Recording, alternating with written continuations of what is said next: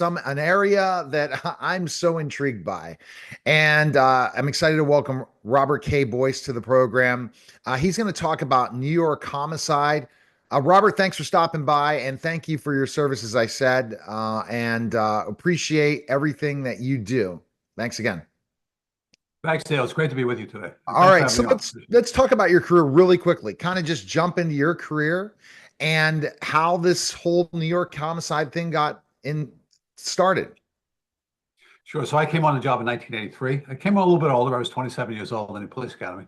And I did 35 years, left in 2018. And the city changed dramatically in that time when I came on. So I was part of that. And we carry that with us 80 cops, as we call ourselves. So it's how the city changed and how all of a sudden neighborhoods grew out of nowhere and just completely revitalized. We were all part of that. It was very gratifying to do that. So I retired. I was very fortunate in my career. Retired as chief of detectives. I worked till my last day, Neil, where legally I could not work another day. So I wasn't shown the door. I was told I had to by law to leave. I didn't want to, but I did. And so in the aftermath of that, 2020, along comes George Floyd, and the backlash against police across the country. Very disturbing because I know how hard we worked to turn the cities around in this country.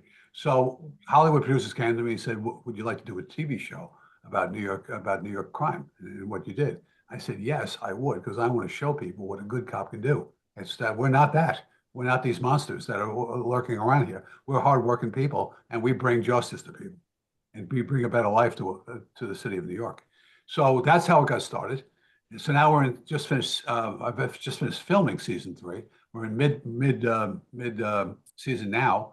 We're just about to start episode 9 on Saturday night, and so that's where we are right now. And it's been incredibly rewarding. And Absolutely. for me personally, I get to talk to my detectives again. It's a lot of fun, and they pull these cases out of their head like you wouldn't believe. They just don't remember every little detail. So we choose the cases. I'm one of the consultant producers with my wife, who's a retired detective, a homicide detective, and we choose it. And we think can we, because sometimes the cases go so quickly, you can't really draw them out into an hour. So these cases are, and they're all 5 boroughs in the city of New York, in every little ethnic enclave that we have, not only Manhattan, and they're really important. This season especially, and I'm not saying that's because of them now, but I never thought that we bring some of these cases to light. We have 2 serial murder cases, horrible case, and that we're able to do. We have 2 murder for hires, so 2 hitman cases. We have an assassination case of a news reporter in Queens that we had to bring in as a transnational issue. We had to bring in the DEA task force. This is really intense stuff here, and we try to do it in an hour's time. So we move very quickly through the episodes, and you'll see the detectives. You don't sleep much when you get these cases. You get them, and you varied sleep, poor diet. You just keep going. It's all about coffee that we become addicted to. So we want to show that. But the primary here is showing the victims' families and friends, because that's what breaks your heart, and that's when you watch the show, and that's what drives us. So a lot of the family comes on, and you see them. They're still in pain. They'll never be the same person. Their hearts are broken. They're broken people. Their spirits, but they know they have to go on, and how that generation of the family will never be because of the loved one that was killed. So they come on. They also contribute to the show mightily, as well as prosecutors.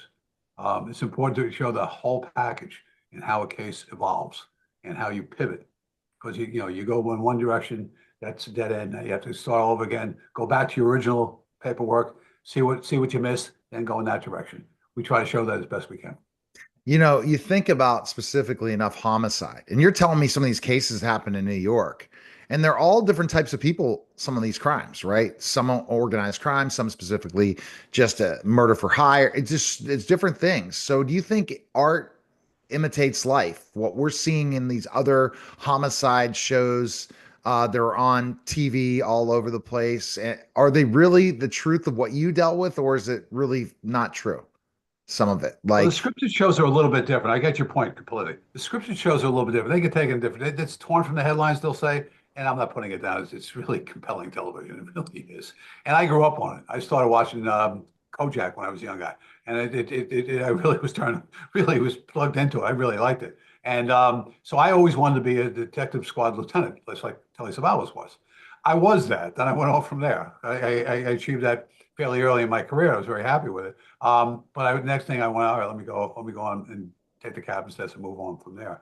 So, but we have to stay on script. We have to stay with the truth. We have no editorial license at all.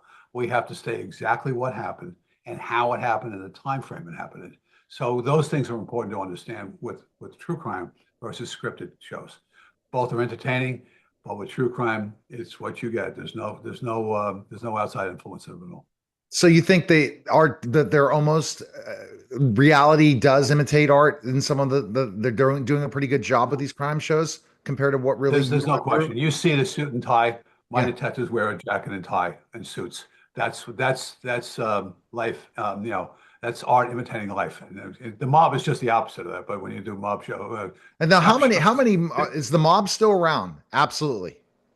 they certainly are. We do it. We do a OC case. We've done one already in the Bronx that we thought was OC. It turned out to be something wholly different. It was organized crime, but it was a blood gang member who was doing the shooting.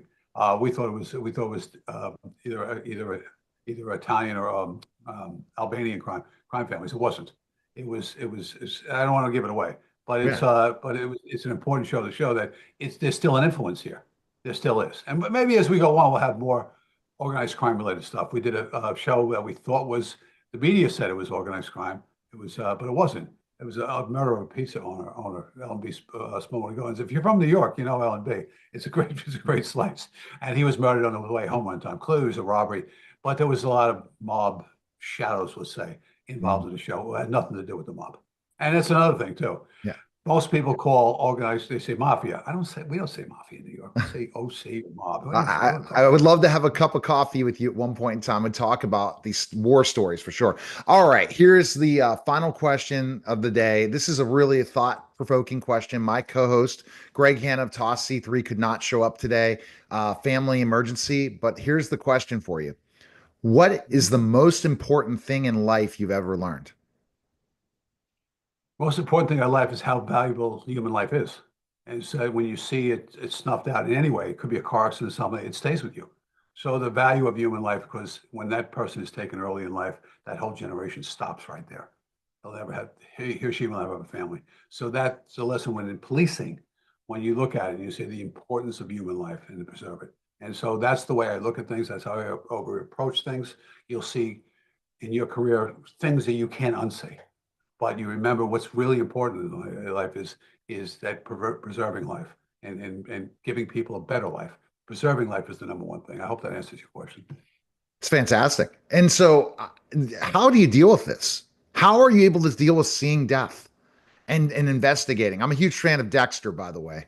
I love I went and binge watched the whole Dexter series, and now there's another one, and oh my goodness! And I'm learning this stuff, and I'm like, man, how do you guys get up every morning and go to work?